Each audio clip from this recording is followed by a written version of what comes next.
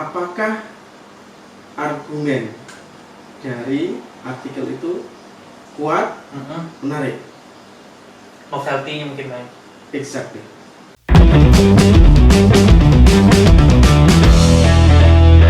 Selamat datang teman-teman, selamat datang lagi di akun YouTube saya. Nah, kali ini saya bertemu dengan dosen saya, dosen favorit saya, dan juga dulu saya berkesempatan untuk menjadi asisten dosen di mata kuliah beliau di Filsafat dan Politik Luar Negeri Republik Indonesia.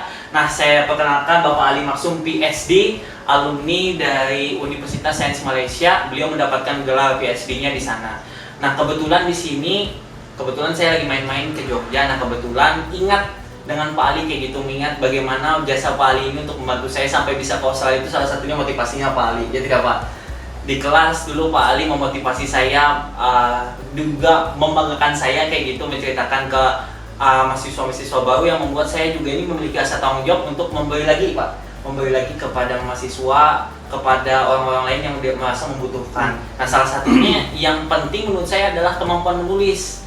Nah, kemampuan menulis ini ternyata memang dianggap, mungkin beberapa orang dianggap sesuatu hal yang biasa saja, bukan suatu hal yang paling harus dimaknai, tetapi ternyata sangat penting Pak. Tidak bisa menulis sama dengan akan menutup banyak peluang kerja, bahkan banyak menutup kemungkinan kita untuk menggapai banyak hal. Salah satunya tidak bisa menulis esai, tidak bisa menulis surat lamaran kerja, tidak bisa menulis jurnal. Wah, itu kan menutup pintu kesuksesan kita Pak ke depannya. Nah, jadi mungkin bisa kita mulai dulu nih Pak dengan pertanyaan paling gampang aja dulu nih Pak. Sekarang Pak Ali kegiatannya sedang sibuk apa ini Pak? Sekarang biasa di tengah pandemi kita mengajar semua dalam proses melalui online.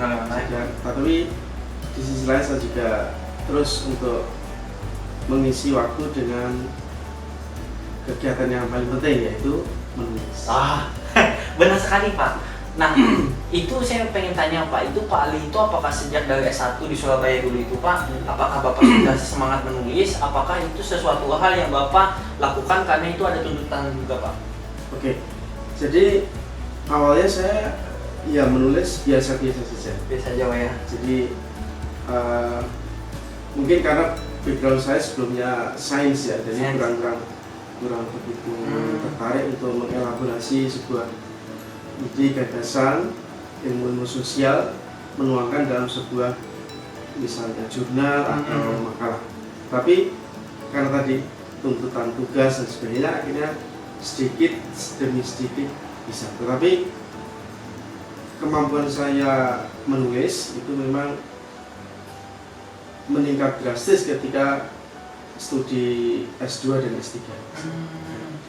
Nah, itu Pak boleh diceritakan nggak tidak Pak? Itu kan pasti orang ada strugglingnya kan Pak ya untuk menulis. Kalau saya misalkan menulis itu salah satunya adalah, nah kan saya ikut lomba debat Pak, ikut lomba debat. Jadi, nah saya bisa mampu untuk mengelaborasikan ide saya itu misalkan dalam waktu 7 menit 20 detik. Tetapi ketika dibuat ke dalam tulisan kayaknya butuh proses gitu Pak. Kayak misalkan saya tulis kayaknya ada logika yang terlewat, ada kalimat tiba-tiba langsung kalimat inti tanpa ada kalimat pembuka.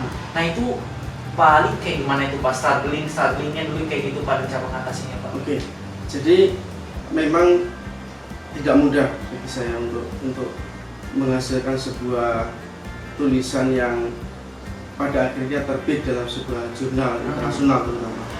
Karena untuk melalui tahap-tahapan itu memang cukup panjang.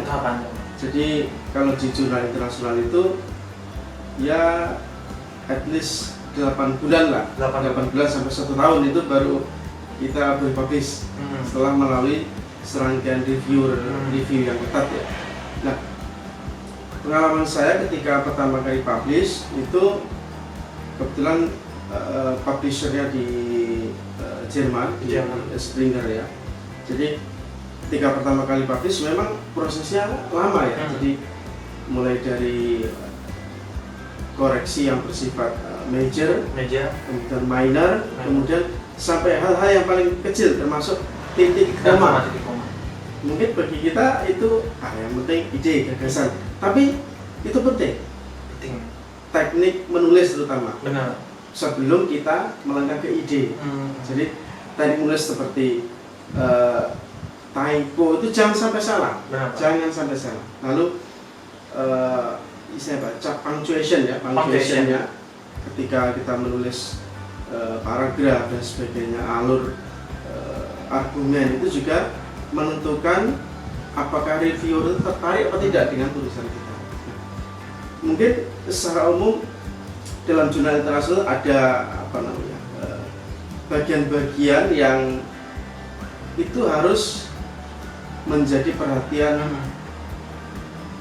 penuh seorang penulis jika ingin publish di jurnal internasional. Apa itu Pak, kalau boleh tahu Pak? Yang pertama itu di bagian abstrak. Abstrak. Yang kedua di bagian introduction. Kemudian teori. Tetapi hal yang akan pertama kali dilihat oleh reviewer itu yang pertama adalah apakah argumen dari artikel itu kuat, menarik. Novelty-nya mungkin main. Exactly. Jadi ketika Anda menulis artikel tapi tidak jelas, hanya artikel ini membahas tentang ini, lalu selesai, itu pasti tidak menarik. Tapi jika Anda menawarkan artikel ini mungkin mengklaim, men-challenge atau melakukan sebuah counter discourse, itu akan minimum menarik reviewer untuk ini bermanfaat atau ya, ini menarik. Nah, kekuatan kita menawarkan argumen itu salah satu menjadi poin penting dalam menulis jurnal. Nah, selanjutnya saya kira ketika kita menulis argumentasi di dalam isi jurnal itu, kita mesti ya, melakukannya dengan penuh ya, seperti menulis surat itulah. Jadi kita harus mengungkapkan dengan sebagus-bagusnya, semacam filosof ya. Jadi kata-katanya harus kata-kata yang bernas, kemudian tajam dan istilahnya apa ya, menukik ya bahasa sekarang. Itu sangat penting. Sebelum nanti hal yang teknikal itu sudah paling awal sudah selesai semua. Jangan sampai ada kesalahan tulis, marginnya jangan salah, kemudian titik koma jangan salah, dan permasalahan bahasa sudah selesai. Makanya salah satu kalau strategi saya ya, karena saya bukan orang native ya, saya tulis sebisa saya. Tapi kita mesti harus proofkan ke proofread yang profesional. Itu yang saya lakukan. Nah, itu kalau boleh tahu ini Pak, Bapak sudah kira-kira ada berapa jurnal tembus ini Pak? Nasional, internasional, kalau digabung-gabung Pak? Yang nasional tidak usah. Tidak terhitung nih Pak. Internasional aja. Internasional. Kalau yang Scopus, yang internasional, jurnal saya 10. 10 sudah Pak ya? Ya, waktu kita ngobrol dulu mungkin 7 atau 8 terakhir Pak ya? Alhamdulillah. Jadi, itu bagi saya pengalaman yang menarik bagi saya, dan itu saya kira juga tidak mudah untuk melalui itu. Tapi bukan tidak mungkin, semua bisa, termasuk pitch. Jadi semua perlu dilatih. Jadi kalau ngomong dengan menulis itu beda, bis. Benar. Jadi mungkin kamu bahasa Inggris bagus, ngomongnya, iya, speaking. tapi menulisnya benar. Makanya harus dilatih. Kalau ngomong mungkin oke lah, bisa. Tapi kalau menulis harus dilatih everyday. Ya, dilatih. Berarti termasuk menulis paragraf itu harus dilatih. Oke Pak. Ini kan kalau begitu Pak, mungkin banyak pertanyaan ini mungkin bagi anak-anak yang masih S1 begitu Pak. Jadi memang kalau boleh tahu Pak, apa pengalamannya pertama kali nulis yang tembus Pak? Nasional nih Pak ya, berarti pertama kan nasional berarti Pak. Itu kayak gimana Pak caranya? Apakah Bapak kalau mungkin kalau saya misalkan saya buat outline-nya dulu, kemudian karena saya suka diskusi, saya ajak orang diskusi, tetapi saya sambil saya print papernya yang relate ke itu, baru saya baca-baca, baru saya tuangkan idenya. Kalau Bapak balik gimana? Yang pertama, kalau teman-teman S1, saya kira yang pertama kuncinya adalah ikuti template di jurnal itu. Misalkan jurnal Go Internasional, UMB atau jurnal. The first thing that you have to do is follow the template. download the template. Oh, dan Jadi template itu download, lalu di situ maunya kayak apa? Apakah stylenya misalnya APA style, Tourbillon atau Chicago, ikuti. Jangan sampai tidak ikut, karena itu kunci. Baru step-step di konten jurnal itu kita bisa nanti berlatih terus. Tapi sepanjang Anda ikut template, ya insya Allah kemungkinan diterima itu ada. Itu menurut saya. berarti follow template Pak ya. Nah, ini kan banyak ada juga teman-teman saya yang curhat Pak, itu ketika menghadapi kritika reviewer itu Pak, mungkin di awal-awal. Nah itu kayak gimana itu Pak? Peran mental dan juga kalau Bapak habis dikritik reviewer apa yang akan Bapak lakukan pertama? Kalau habis pernah di reject? Oh pernah Pak? Nah itu salah satu rasa biasa saja. Pernah. Biasa saja.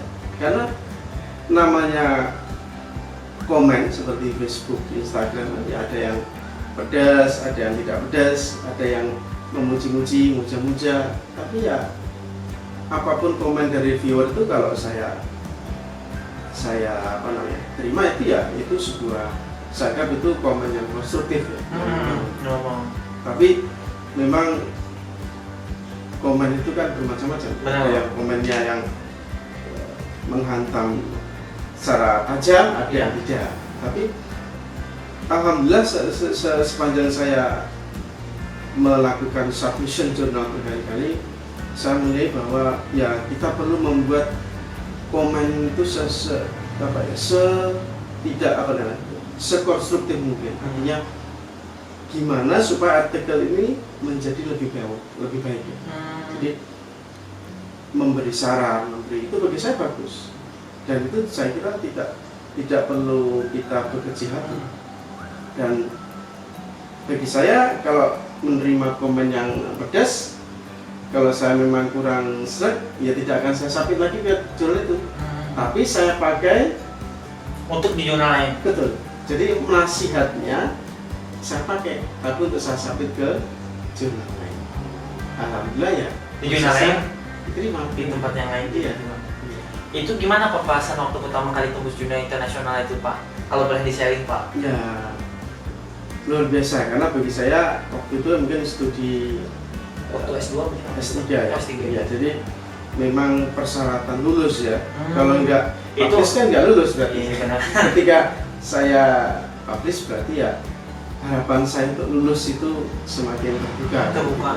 Tapi itu akhirnya membuat Bapak terbuka pintu rezekinya di tempat lain berarti ya Pak? Ya alhamdulillah, karena ketika saya publish jurnal internasional di Indonesia belum marak gitu ya. Belum marak, 2000 berapa itu Pak? 2000? Ya 2014 ya. 6 tahun yang lalu. Ya, jadi di Indonesia masih kurang populer. Tapi di luar Indonesia itu sudah compulsory ya, jadi wajib.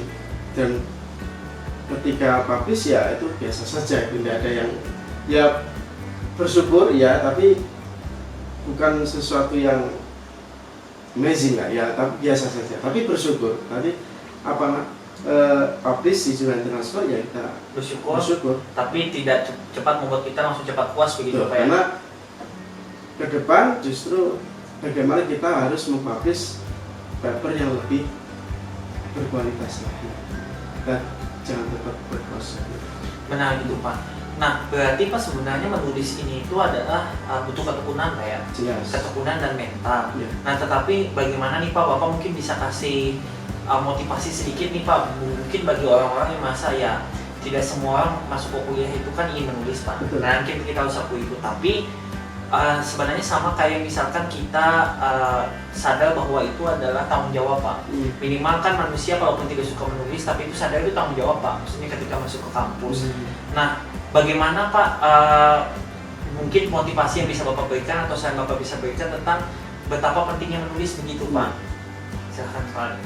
Kalau menurut saya, selain tadi ya, kalau kita ingin menekuni dalam bidang akademisi ya, mungkin entah dosen atau peneliti, saya kira menulis itu salah satu menjadi senjata penting.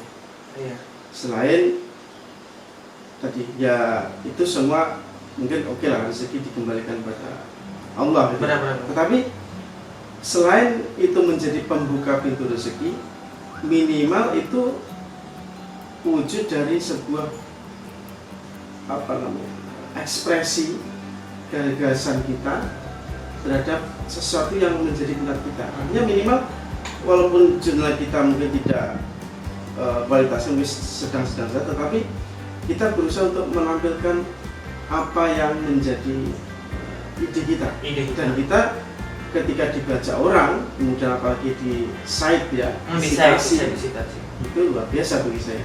Benar. Karena ya justru yang pengalaman saya sekarang, jurnal saya yang di site yang paling banyak itu bukan jurnal internasional, jurnal nasional.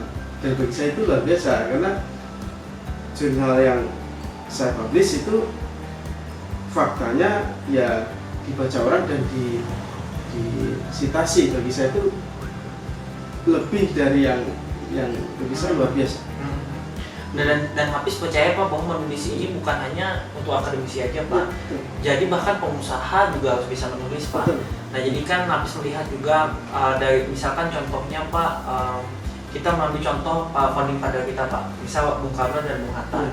Bung Karno terkenal sebagai orator, Bung Hatta memang terkenal sebagai penulis Pak. Tapi Bung Karno juga bisa menulis Pak. Dia membuat pledoi Indonesia menggugat, itu yang sangat terkenal. Artinya walaupun Anda ini misalkan seorang orator atau hebat public speaking, menulis juga penting. Justru itu. Nah gitu Pak.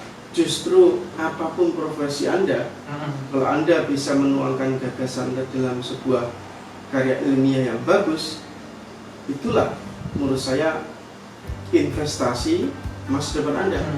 Ya mungkin kalau Anda seorang businessman, tulislah ide Anda tentang bisnis yang bagus itu seperti apa, untuk masa depan Indonesia seperti apa, Anda publish di jurnal. Saya kira itu justru yang original, karena ya mungkin kalau akademisi menulis tentang bisnis ya ngomong doang aja, apa yang dibaca, dilihat, kemudian ditulis.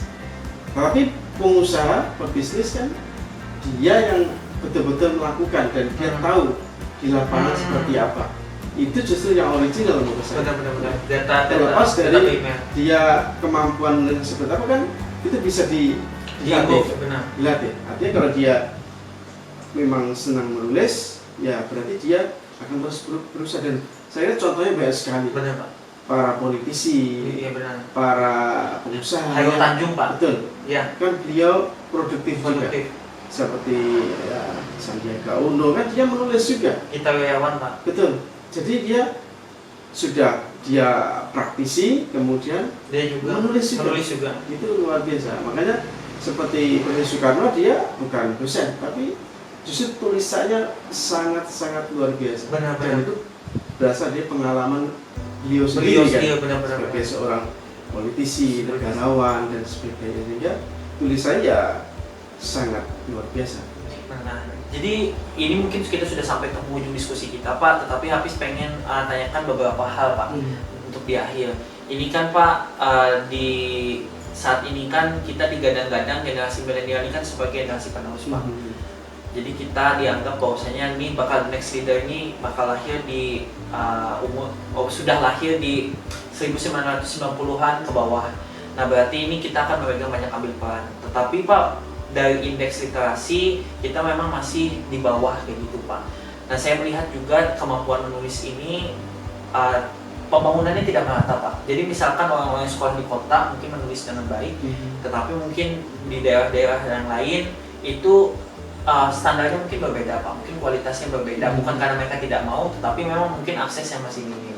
Nah itu bagaimana kiranya Pak kami sebagai mahasiswa ini Pak, entah mahasiswa S1, S2, S3 bisa ambil peran Pak, karena kan tidak ada gunanya kita berilmu tapi tidak bisa membuat orang lain juga berilmu kayak gitu Pak. Mungkin kayak gimana saran Pak Ali dan masukan kami Pak? Ya, saya kira karena cakupan dari mahasiswa dan akademisi itu pada tadi apa? Karya ilmiah, karya tulis, saya kira ya yang perlu ditekankan di situ. Jadi terus menulis dan saya kira di era revolusi industri sekarang itu membaca itu menjadi sebuah pekerjaan yang sangat sulit. Karena bagaimanapun kita mungkin lebih banyak baca WA daripada baca buku. Betul? Benar-benar. Nah, maka saya kira meluangkan waktu untuk ya paling tidak sehari sekali kita membaca entah satu halaman atau 2 halaman, syukur-syukur satu jurnal, itu sangat penting untuk mengasah kemampuan literasi kita. Dan saya kira jika itu diniatkan dengan sungguh-sungguh, saya kira bisa. Tapi masalahnya kan sekarang sekarang mungkin kurang tertarik dengan printed paper misalkan. Oke, Pak. Yang berbasis print out. Tapi kita bisa membaca misalkan di PDF dan sebagainya. Tapi yang penting bagi kita adalah bagaimana kita terus-menerus untuk berupaya untuk meningkatkan literasi kita. Selain setelah kita baca, kita tulis. Dan memang dari segi tadi, misalkan kita bandingkan dengan negara-negara yang tingkat literasinya lebih tinggi, ya memang kita perlu bekerja keras. Tetapi bukan mustahil, Pak ya? Bukan mustahil, dan saya yakin itu kan Indonesia itu terkenal kan kemampuan individunya. Benar, Pak. Daripada kemampuan tim ya. Makanya saya kira karena kelemahan kita itu tim, ya jangan ditonjolkan teamwork ya. Maka kemampuan individu kita yang ya masing-masing kita yang minimal kita meningkatkan literasi untuk diri kita sendiri, dan ya syukur-syukur bisa menggerakkan di lingkungan sekitar kita. Dan saya kira kemampuan literasi itu menjadi sangat penting dan modal penting apalagi untuk generasi yang akan datang. Itu saya kira daya baca, kemudian daya kritis, daya analisis itu sangat penting di tengah persaingan yang sangat ketat itu. Jadi saya kira saya tetap yakin sepanjang tadi. Karena apa? Dalilnya kan kalau di teori-teori hak itu mengatakan bahwa negara-negara dunia ketiga yang merdeka setelah pasca Perang Dunia Kedua itu memang cenderung harus dipaksa ya. Jadi rezim, kemudian pemerintah yang otoriter itu memang agak susah. Karena apa? Ya namanya setelah dijajah itu kan orangnya cenderung harus dipaksa. Benar-benar. Ya kita harus minimal memaksa diri kita. Karena kalau kita tidak memaksa diri kita, ya kita tidak bisa fight untuk ya minimal meningkatkan kapabilitas literasi, kemudian kemampuan menulis itu harus kita baca. Makanya target-target misalkan sehari satu paragraf juga nggak apa-apa ya? Tidak apa-apa, yang penting istiqomah ya. Benar. Jadi sehari satu paragraf, sehari satu lembar halaman, satu halaman kita baca, kemudian menulis satu paragraf. Itu saya kira lebih penting kita perjuangkan itu untuk meningkatkan kemampuan menulis dan membaca kita. Saya kira itu. Jadi tidak tentang seberapa banyak yang bisa 5 jurnal kemudian istirahat udah 3-4 hari nggak konsisten, Pak ya? Tidak. Berarti tentang bagaimana kita itu merawat logika kita, pola pikir kita dengan cara konsisten dan istiqomah. Berarti bukan tentang ini, Pak ya, tentang banyaknya yang kita baca, tetapi tentang bagaimana kita bisa menjaga merawatnya itu, Pak. Benar juga, Pak. Jadi waktu terakhir sebelum saya tutup, Pak, waktu itu saya di kelas mata kuliahnya Reading and Writing in International Relations, Pak. Saya curhat dengan dosen saya kemudian tentang masalah tentang bagaimana saya menyesuaikan dengan budaya menulis di Australia. Kemudian ada salah satu senior saya di situ bilang bahwa caranya sih gampang katanya, baca karya orang lain. Baca karya orang lain dan belajar. Nah, mungkin kayak yang Pak Ali bilang tadi itu, ketika ada kritik dari orang, diamini, kita pelajari, kemudian kita gunakan di tempat lain. Berarti memang ketika menulis ini tidak boleh baper, Pak. Tidak boleh baper, maksudnya ketika dikritik kita langsung down, tapi kita malah harus membuat itu untuk membuktikan bahwa kita bisa. Dan juga jangan malas membaca, Pak. Dan saya yakin sebenarnya masalah membaca ini bukan tentang sebenarnya orang ini malas, Pak, tapi sebenarnya tentang kita punya niat tidak. Karena semalas-malasnya orang, tapi kalau memang sudah niat dan diprioritaskan kan pasti bisa. Betul. Baik, mungkin kira-kira begitu, Pak Ali. Terima kasih nih, Pak. Terima kasih juga teman-teman ini sudah diajak ngobrol-ngobrol. Diajak ngobrol santai nih, Pak ya. Semoga juga ilmunya bermanfaat teman-teman, dan Pak Ali juga punya akun YouTube. Nah, ini nanti di bawah sini ada akun YouTube Bapak. Siap. Nah, nanti tinggal di subscribe juga itu akun YouTube-nya Pak Ali, bisa dikunjungi. Itu tentang apa Pak? Kalau boleh tahu Pak? Semua maksudnya tentang kuliah saya. Kuliah.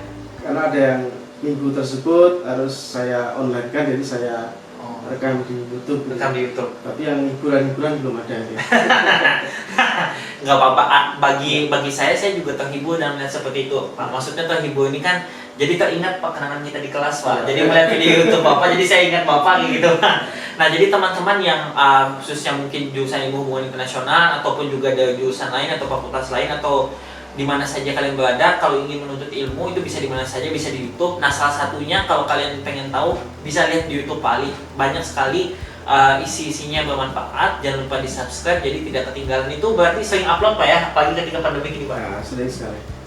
Oke teman-teman. Nah, jadi bagaimana kita bisa menggunakan YouTube ini bisa untuk kita santai dengan lagu, dengan musik, having fun, tetapi juga kita bisa tetap menuntut ilmu. Karena kan menuntut ilmu ini katanya tuntutlah ilmu dari buayan sampai liang lahat Pak. Jadi ya tuntutlah ilmu ini mumpung kita masih ada rezeki dan napas masih berhembus. Oke, baik teman-teman, saya Hafiz Hidayati Saputra, di samping saya Bapak Ali Maksum PhD. Jangan lupa like, share, dan subscribe jika kalian rasa konten ini bermanfaat. Sampai jumpa di akun channel saya, dan sampai jumpa di konten-konten selanjutnya. Oke, baik teman-teman, sampai jumpa.